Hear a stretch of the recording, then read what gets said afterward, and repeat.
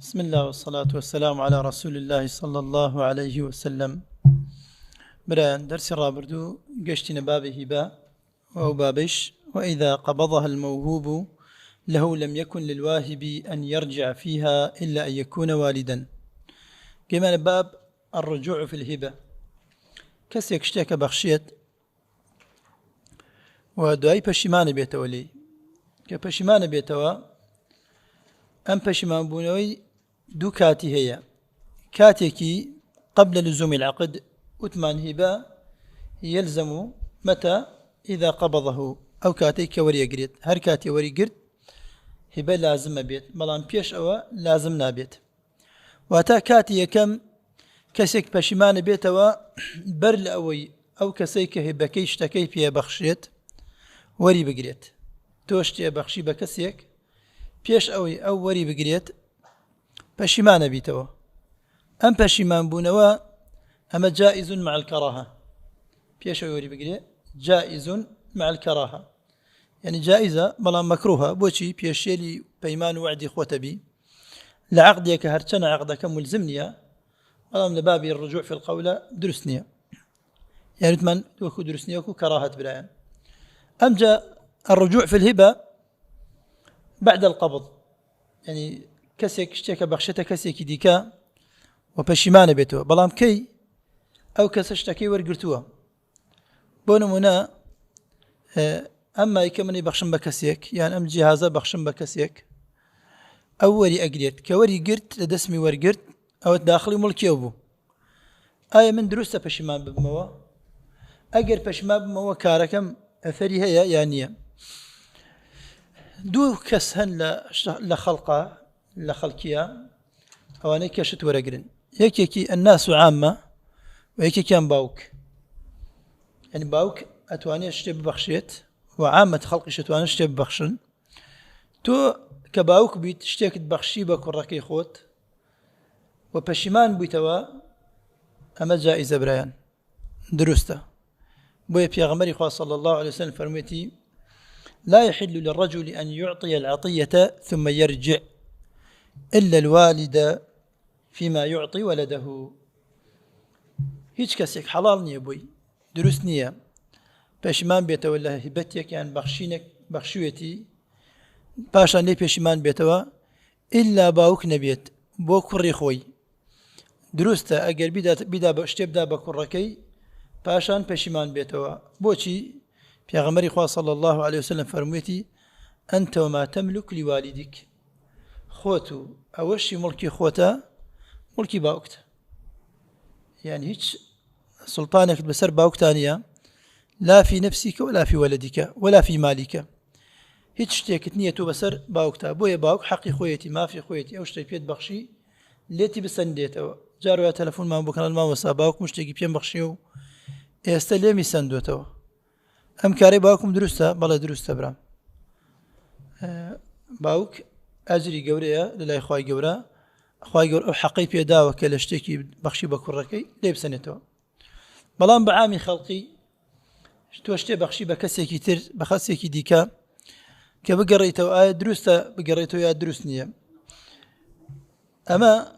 بلا عزيزة كانم حرامة بيغمري خواه صلى الله عليه وسلم فرميتي ليس لنا مثل سوء في الذي يعطي العطية ثم يرجع أو يهب فيه الذي يرجع في هبته ليس لنا مثل سوء في الذي يرجع في هبته إلا كالكلب يرجع في قيئه فرميتي في غمري خواه صلى الله عليه وسلم هر كسيك إلا بخشيني خوي بقريتوا بشمان بيتوا برجيني قائم بلا روتان وكوا بيت صقيك برشانوي خويا بقريتوا يعني كبرشيتوا ودواي رشانوي خوي بليسيتو قوتي داتوا چەند کارێکی قێزەوەنە ئەوەندە ئەوش لای خوای گەورە قێزەوەنە کەسێک شتێ ببەخشێت و پاشان پەشیمان بێتەوە فەرموویەتی العائد في هبته كالكلب يعود في قيئه ئەو کەسەی شتێ بەخشێت و دوایی لە خاوەنەکەی ئەسێنێتەوە ئەوە وەکوا بێ وتمان وەکو سەگێک بێت بڕشێتەوە دوای بەڕشانەوەی خۆی قوت داتەوە ابن القيم رحمەتی خوای لێبێ ئەڵێ نمونەی سەگی هێنا و بەڵگەیەکە بۆ ئەوەی کەچی ئەم کارە حرامە چۆن ئەوەندە حرامە کەسێک ڕەشانەوەی خۆی قوت داتەوە ئەوەندە حرامە ئەو جا نمونەی سەگی هێناوە پەرژینی قایم لە ڕوتان لەبەر ئەخەس الحەیوانات یعنی گڵاوترین ئەنی بێنەرخترین ئاژەڵەکانە و ئەو جاش لە ئەخەس الأحوال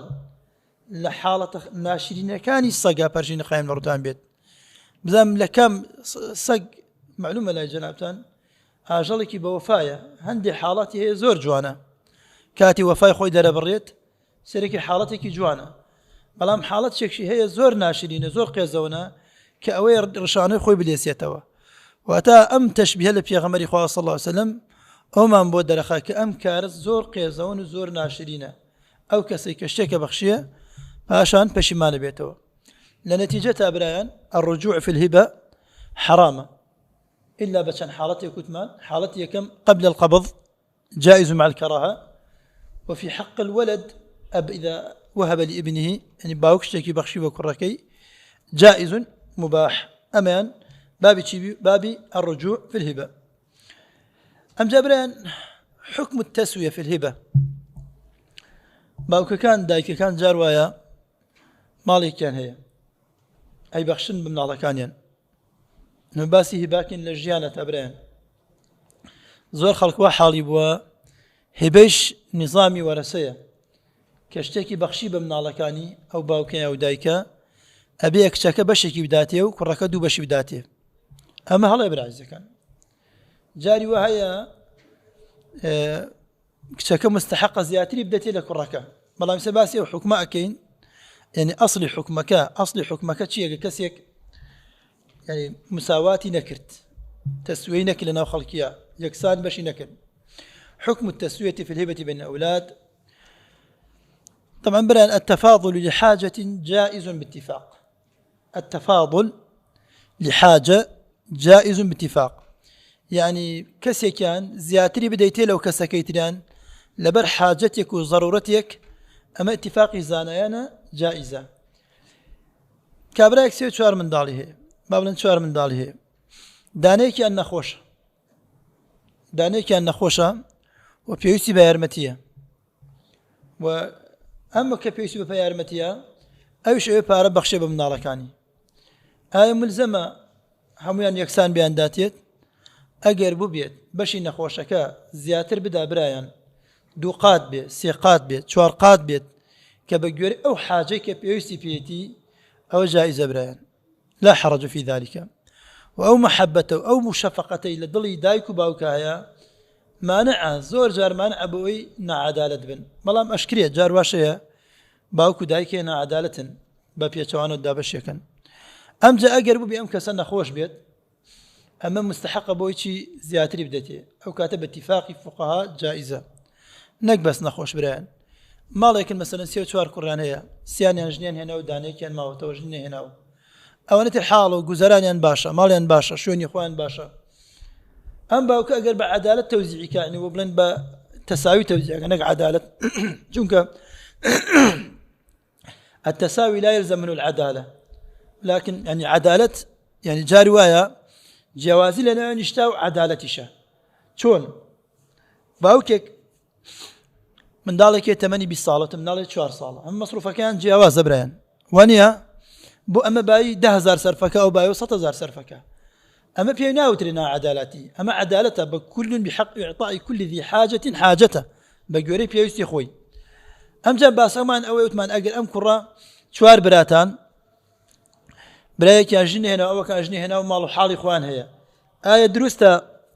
هباء يعني يكسام بيان داتي يا دروس أم بزياتر بدا بأمان بل دروستا لبروي حاجته بيوستي أمان زياتره وجار وایە بە پێچەوانەوەیە برا گەورەیەکەیە لە هەموو ژیانیا زۆر ماندوو بۆ لەگەڵ باوکیە هەرچی ئیش و کاری باوکی هەبووە ئەو کردوێتی ئەو بۆتە هۆکاری پەرەپێدانی پارەکەی باوکی و زۆربوونی ماڵەکەی کاتێ دێ ماڵەکە بەشەکە ئایا دروستە زیاتر بدات ئەم کوڕە بەڵێ دروستە ئەمە زیاتر ماندوو بووە منداڵێکی بچووک مەسەلەن ئەمە 20 ساڵ لەگەڵ باوکی ڕێیەکە و بیلاکە بێ و ماندووە بێت ئەمەشیان هیچی نەکردووە کاتێ ئەم باوکە ئەیتەوێ شتێ ببەخشێ بە کوڕەکانی دروست الشيء زياتر بداية بلا دروست زياتر بداية أم لبلو حاجتك وضرورتك حاجة رؤية أم بياوا زوري لاك بو زور ماندوب بوا ونابي خواي يقول هل يستوي الذين يعلمون والذين لا يعلمون يكسانين لا خواي يقول أو كساني أزاني أو كسي نازاني أو كسي بدوي علم أقرنو أو أنا بدوي علم أنا أقرن وأتا أو كساني إيش كان لقال أو كساني إيش ناكن بلام أوين له يذكره وقد ذكره ولا شرع الإسلام كأوبت دابش كردين يكي نعدالة وناداب دار بربلي أمجدين سر باسا قلت من آية التساوي لهبايا التساوي لهبايا مستحبة يعني جائزة تساوي جمهور الزانين ألنشي تساوي مندوبة تساوي جمهور الزانين التساوي مندوبة التفاضل يعني أجر يعني فرق عن بدايته جائزة عليه بباوكا أو ندرح مشفقتي هي كشبكات كبزاني باش كيبدا وباش كيندات إمام أحمد رحمة خوالي به لقل هندي لمالكية علين التساوي في الهبة واجبة تساوي في الهبة واجبة على واجبة على أبي يكسان بن هميان يكسان بن نابي دينار بدي بكسي كانوا هاج دينار بدي بو كانتر طبعا بلا لهبة الذكر والأنثى يستويان وقوة ثانية ذكر ونير ومية يكسان بنوه لا هبيان طبعا إمام أحمد وثمان قولك إمام مالك رحمة إخوان اللي بهندي لمالكية رأيا نوايا تساوي واجبة وبلقشيان أويا حديثك النعمان بن بشير رضاي خوالي سربية عليه أعطاني أبي عطية فقالت عمرة يعني باوكم بشقي بيم دا عمرة بنت رواحة عمريك رواحة كيبو خيزانة كيبو فقالت عمرو بنت رواحة لا أرضى حتى تشهد رسول الله صلى الله عليه وسلم وتي من رازي نابم هتاكو إلا شيء أتاكو بشك أتاكو بيغمري خواه صلى الله عليه وسلم نكي بشاهد بسر أم دا بش كردنيا وأتا أم بياوا باوكي نعمان بشير دو خيزاني هبو أولاد يعني هبو لا عمرو بشكي داخل أرزكي بيدا باخكي بيدا عمرو خيزاني دو هميان وتي من رازي نابم هتاكو بيغمري خواه صلى الله عليه وسلم نكيد بشاهد لسر أم بشا بو لبروي أقر ببيتا بيغمري خواه صلى الله عليه وسلم بكا بشاهد أوكو سندكي طابو لدي بوكو ركي لدواي بيغمري خواه صلى الله عليه وسلم يكسك ناتو أن دو أرزل لو كرب سينيتو أو جا ترسي أويها أبو براكاني كلا دايكيتر إن دواي روشك ليبس النوا ودي تورش بيغمري خواه صلى الله عليه وسلم بكا بشاهد لبر أوي أم الكت كدابك بنعماني كري بشير في غمر إخوة صلى الله عليه وسلم فرمت أعطيت كل ولدك مثل هذا وتي تبشي همو من دالك كان دا أعطيت كل ولدك مثل هذا قال لا يا رسول الله وتي نأمن بش هميان آونا داوة يكسان بشامدا في غمر إخوة صلى الله عليه وسلم فرمي إني لا أشهد الزور يعني الرواية لا أشهد الجور فرمي اتقوا الله واعدلوا بين أولادكم تقوى إخواتنا به وعدل بن لنيوان من الله كانتانا ولا روايتك ديكايا فرميتي أشهد عليه غيري أما ردي هندي لا فقهاء لسلام مسألة أو جاءوي جاي باسا يعني في غمري خواه صلى الله عليه وسلم في قبول نبو ككسيك باو كيان دايكيك كباركي ملككي بشكا للجياني خويا كيكسان نبن بشكان وكيك نبن كسيكيان فضلي كسيكيان بدا بسر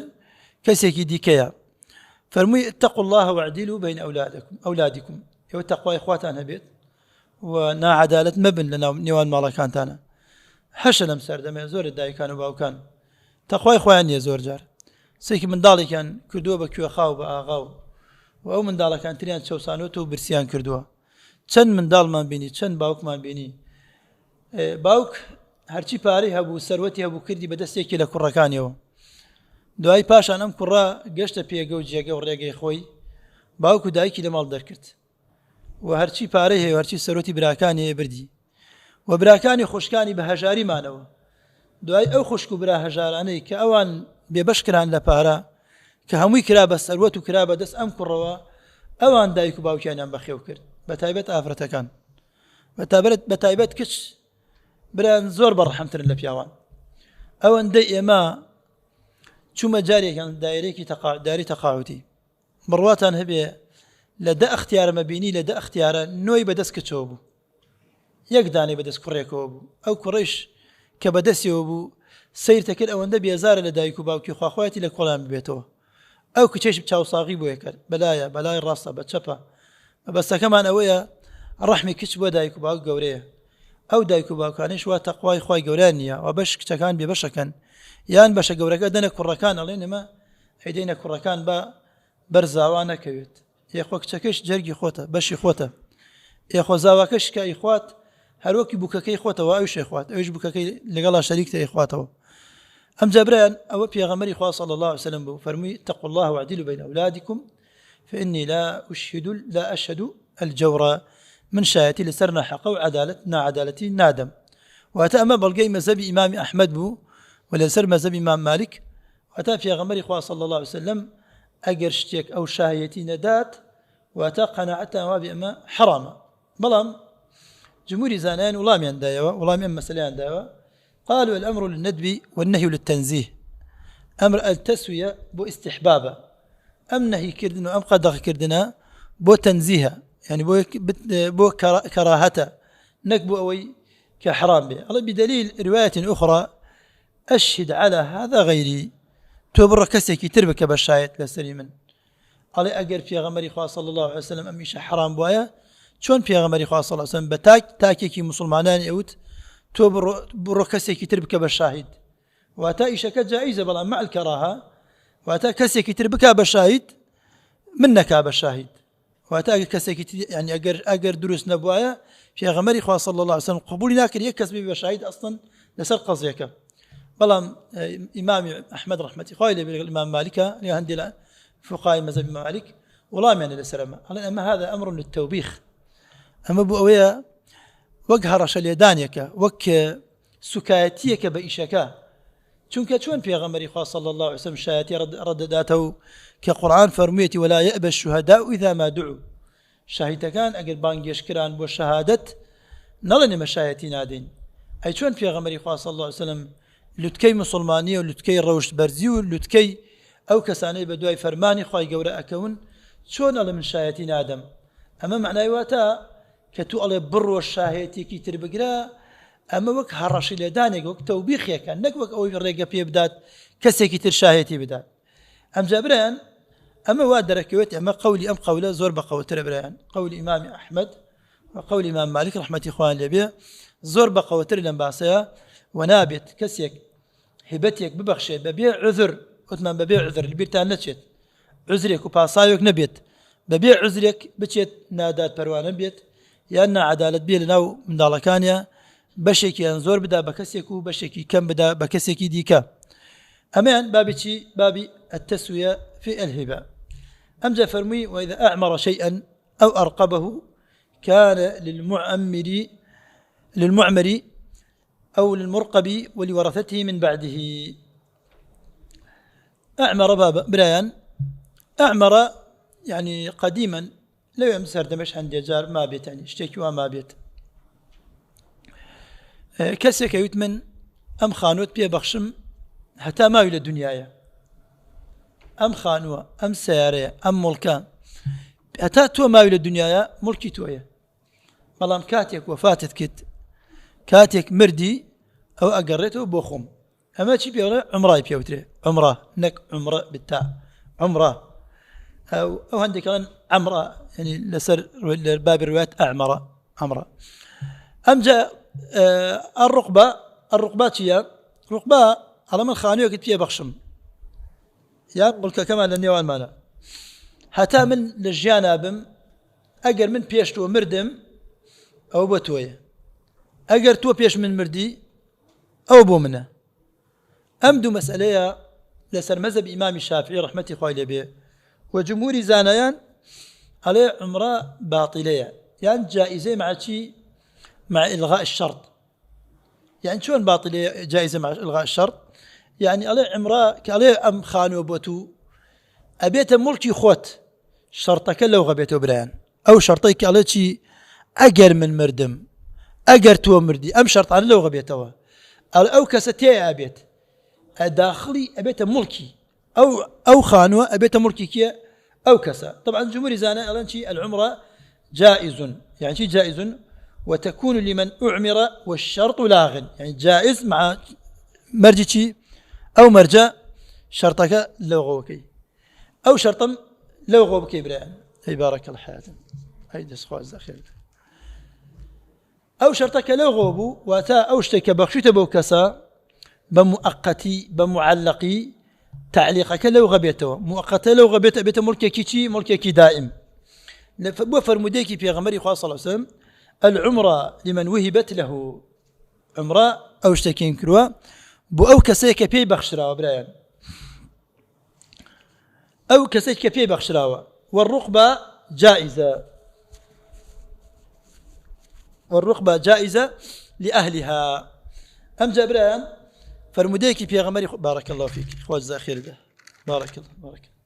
فرموديكي في غمري خواج ديكي صلى الله عليه وسلم فرميتي أمسكوا عليكم أموالكم فاركان خوتان بقر مدستانا ولا تفسدوها وبهدر مدن بخساري مدن.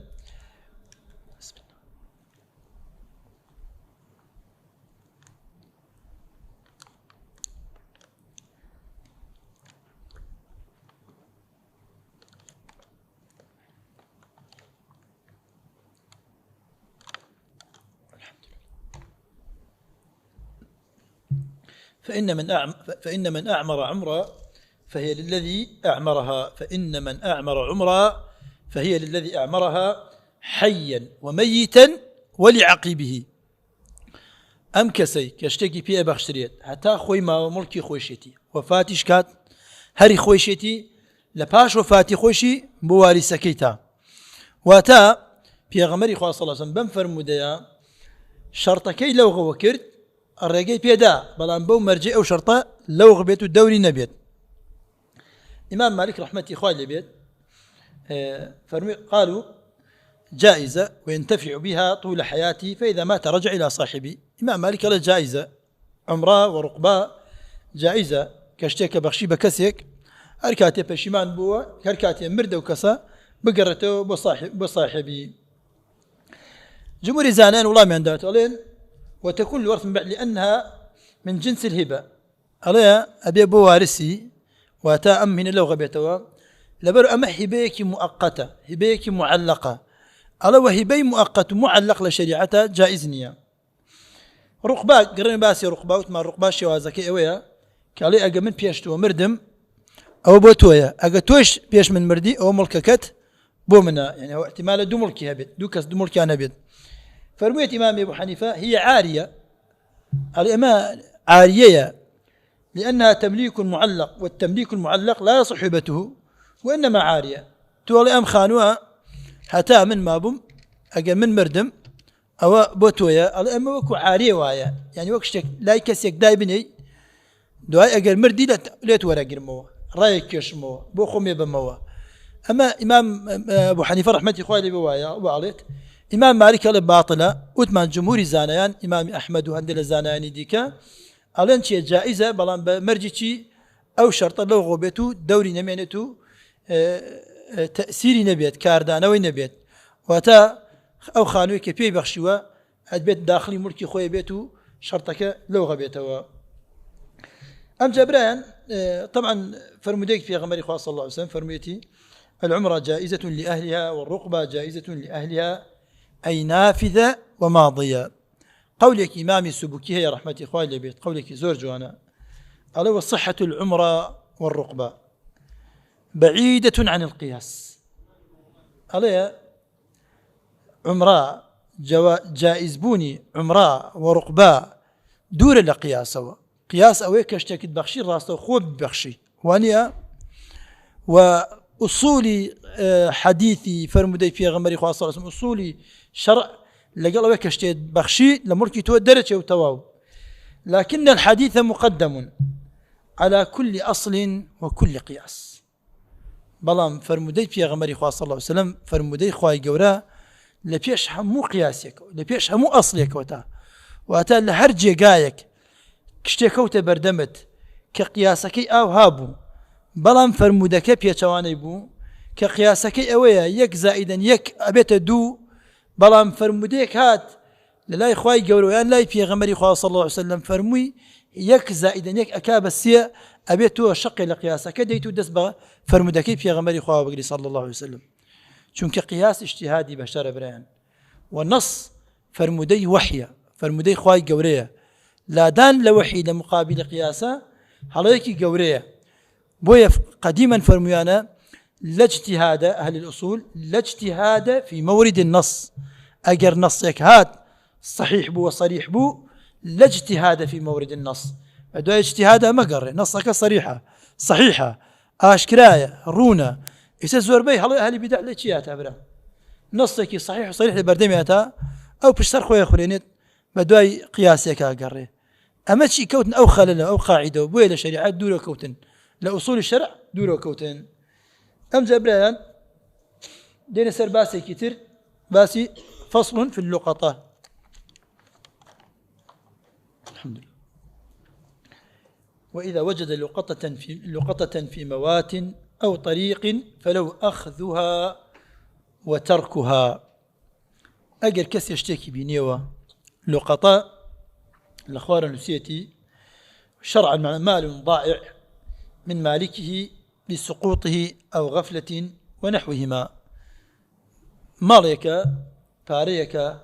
حاجتك لإنكسيك أم كسا يا إما لي بروبوا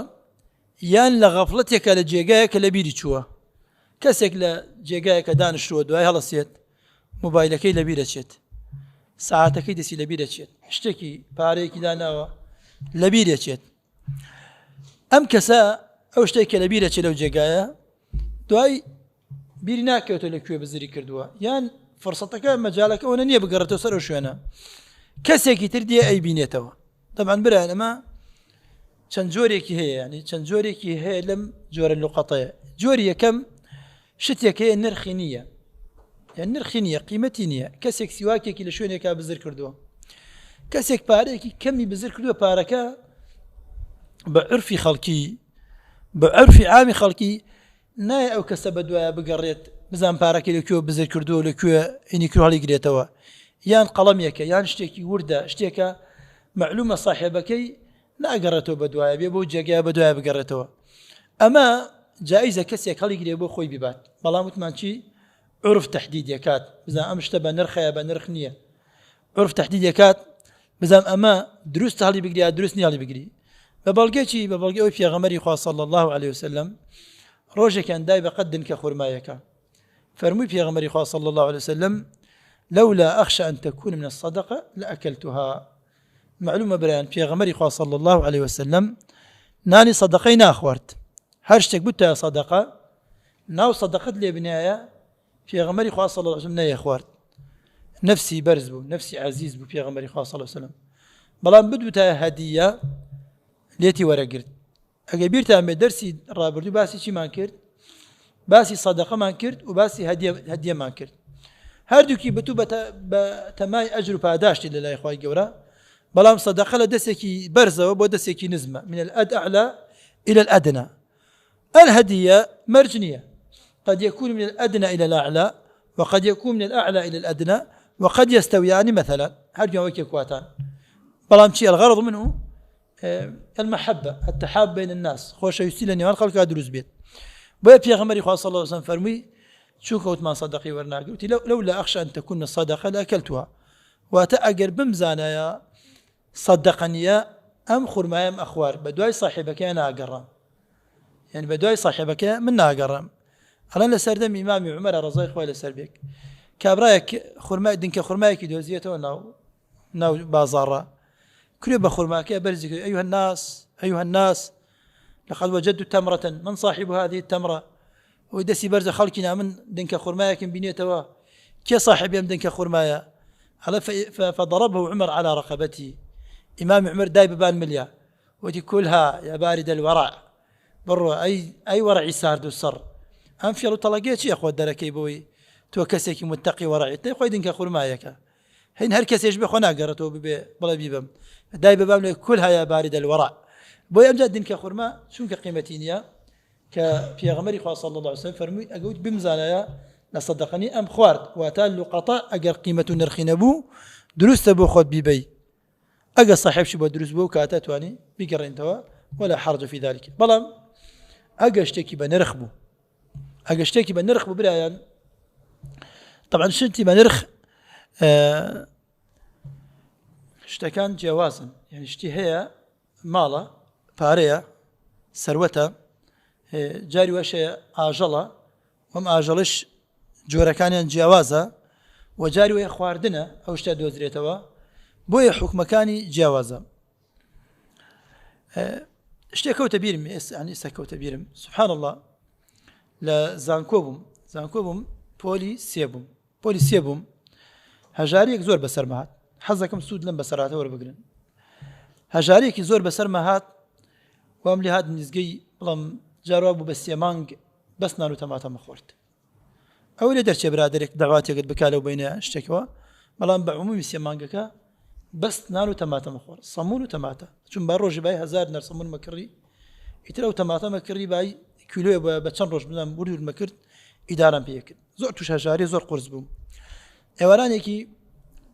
1000 دینارم پێما بوو تقریبا بەڵام 1500 دینار ئەوەم پێما بوو ڕۆژ دوانی چوون بۆ زانکۆ گەڕامەوە لە زانکۆ دنیا هاوین بوو 1000 دینارم پێما بوو 1000 دینارم پێما بوو وتم ئەڕۆم سەمون دەی بە 1000 بوو بە حساباتی خۆم وتمە چون بای 500 ناری ئەدەمە سەمون و شت ئەی خۆم نیوەڕۆکەی 500 ناری ئەدەمە کرێ پاسەکەم کەم گەڕێنێتەوە بۆ کوێ بۆ شوقەکەم وڵا لە ڕێگا برادێک هات سەرکەوت ناو پاسەکە لەگەڵ ما سەرکەوت ڕێک هات لە تەکمنەوە دانیشت عادەت و عرفی خەڵق وایە ئەوەی ئەخیر هاتووە یەکەم پارەکەی بدات وەڵامیشت بۆ پارەکەت واسڵە ئەویش نەوتی وتی دەست خۆش بێ وەڵامیش 1000 دینارەکەم پێیدا و بە پاسەکە و دابەزیم بەرچاوم تاریک بوو دینارم پێ نەماوە 1 دینارم پێ نییە چوومە شوقا خوای یەک نانەڕقێکی شتیانێ بیخۆم چون بۆ مزگەوت سەعات 2 نیوەڕۆ برادەرەکانم لە مزگەوت بوون وتم داوای پارەیەکیان شتێکیان لێ بکەم سێرم کرد هەمویان خەوتونە سێری هیچ خواردنێکیش دیار نەبوو وەڵا گەڕام يعني پێشم قرس بە کەسێکی هەڵبسێنم لە خاوەڵام بسێنم هەڵسام گەڕام بەناو حەدیقەی مزگەوتەکەیە دارخورمایەکم بینیوە دارخورماکە خورمای وشکۆبی زۆر لە خوارەوە کەوتو بوو هەڵسام خورماکەم گردەوە کرد پاک شۆردم و خۆم پێی هەنم پێ شتێم خوارد زۆر بەنا دڵیش خواردم زۆر قرس بوو خورماکە وشک بوو کۆن بوو و هەندێک جار ئەوە خۆڵی پێوە بوو تام خۆڵەکەیدا بەرحەڵ تا وتمە تا عسر ئیدارای پێ بکەمە تا ئەوەی کە ئەو برادەران دێنە خەبەرە وەڵا عسر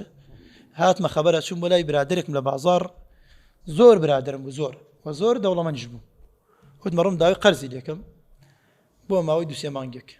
وەڵا چوون بۆ لای ئەویش زۆر سەیر بوو داوای پارەم وتی وەڵا پارەم نییە داوای چەندە پارەشم لێ کرد ئەندە و کاتە 250,000 داوای لێ کرد وتی وەڵا پارەم نییە وەڵا وتی پارەم نییە منیش بە تاوەتی بەرچاوم تاریک بوو وتم ئەمە یەکەم دۆستمە لەم شارەیە و یەکەم برادەرمە و داوای پارەی یەکەم و ئەزارشم هەیەی و نام پێم نادات تە دیارە تاقیکردنەوەی لە خوای گەورە وەڵا وتی نیمە وەڵامی شاتمە دەرەوە وتم بەخوا بێ ئاهد بێداوا لە یەک کەس نەکەم مادەم ئەم برادەرم پارەی پێم نەدا بەخوا بچم بۆ خاپیەر کەسێکی دیکار وابێت بەڵام زۆر غەمباریش بووم ئێوارە برادەرەکانم مزگەوت باگمیان کرد یاوەرە تیکەنان مەلەگڵا بخۆ تۆزێ شەرمم کرد و خۆم ڕاگرد و بەڵام وتیان بەخوا دی تیکەنان بەگەڵا ناخوارد بەڵام یەک کەسێ نازانێ من لەو شارەیە منیچم پێ نییە بەخوای تر شەو هەرچۆن بۆ شەو خەوم لێکەوت هەڵسام بۆ نوێژ بەیانی لەو مزگەوتە بەرنوێژی مەکرد بەیانان و زۆر جار بەیانان و عیشا بەرنوێژی مەکرد پێشنوێژی خەڵکم کرد هەر بە گریان تەواوم کرد برادێک هات بۆ لام وتی هیچت پێویست نییە وتم بەخوا بێ داوای لەو کەس نەکەم ئەو کابرای تەریق میکرۆ تەسمە مشتریقم کاتەوە بەڕووما بێت وڵای تر چوم لە پشت مەکتەب لە پشت مزگەوتەکەەوە دەرز مەخوێنە دەرز مەخشنە بەرەکەدا ڕۆژێکم پێ نەخوێنرا بەخوا نەشە و نەڕۆژ هەرچی مەخوێنە لە خەفەت هەرە گریام هیچم پێ ناکرا وڵای کاتێ سەیرم کرد دنیا ئاوە ڕۆژۆ بوو لە جێگایەکە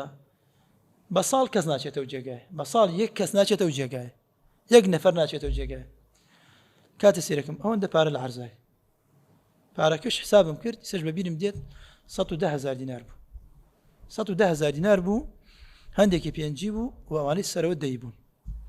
وڵا پارەکەم بینیەوە بابی لۆقاتە کەوتە فکرم اما خوان فقه معاملات مالي معنا بقول صوت مرحله سيه بزام اللقطات شي ليبكم خم لبير شو خم زور احتياجته هل صام كتابكم دانا وقرام منا وخلقيه ونيك الدور بر علوي بتك ما نوكين صوزه فروشه كان بيت شوم قرام كسنب انبر اوبر هاور كان ما قدار كردو كس اسو كس وتي ما بارمان بزرنا كده والله دو هاي تقريبا نيزك هشتي باني وبو ابي بچم دوام دوباره كوت بيرم تمام صاحبتي فوقاتا لازان كوي تكريت دوام يكرت ولا علمش مركز سنه بدسيوب تلفون بدما وصا نموت خوم تم كسك باريك واي دوزيتوا واخوي زور هجار فقيره اتواني بيخوات ودي بلي بلا متى صالك باسي تا صالك لا قشت ما وجارك باسي بك ابو خلقي نك صاحبي دربچت لا باش صالك اگر ناتو اگر هات كسكاتو بيو بار بداتو حقي صاحبي خويتي اگر نهاتو او عافيتي بيخوت والله منيش بي وانا خوش عافيتم بيو خواردم حتى دو صال شهر شاورم كرد زور شاورم كرد برادر كان مو كزانا ها برسيارم ها صاحبي هر نبو يترقش مو قناعتك اخوي قورنا اردويتي امجا باسا كما لويا تبران يكم يعني ظروف قرص بسرتها ديت قد تصور مك اخوي قورتو لبيرك قد لبيرناك اخوي قورا تو قد لبير اخواناتي الان توش امتحانك واختبارك تكات هر رجل بيبت اول بتعويز زكاته اخويا ما اخوي قور ما يتعويز كردو امجاش احكام اللقطاء ابي هرشتك بينيتوا اجر احكام الشرعي نزاني بحرامي اخوي برام توشي حرام بيت و او برادرش مو برادرك خومش وباركي في مندا يك حفته دو او جهاته بلام لما زقو دسمي قرد وتي ورتشني بارته قدامي وتم بخوا من خواي ورا باش بمنار يسبيوس ببارني راسك اوسط 10000 دومان اداره بيكرت دومان بيتاوكل بسطو 10000 دينار رويشتن بو زانكو كريباس وخواردنش خواردني روجاني خمش دومان بي برد سروا ودم بخوا بيوسم ببارني استمن خواي ورا اشتكي بمنار ودي دا والله لدويتو نوزه دفتر مدزرا بخوا بوي زانو خواي قر عقوبه مدابكتواتي قابي توم قرانو اخوان بس راتبه باسكين او درسك عظتك هو تقريبا نوزه صال بسريات شو ولا سرو كاتيا انجا باسك برا عز كان بقرا سر باسي خمان هو اجشتكي بنرخ الدوزيوا حكمكي تشيه اشتكي بنرخ الدوزيوا حكمكي تشيه ان شاء الله دين سرنا وبركو ودين سر باسك ان شاء الله باذن خواي قورا چونك تفصيلك زوري تدايا بپشتواني خواي قورا بارك الله لي لكم اجمعين.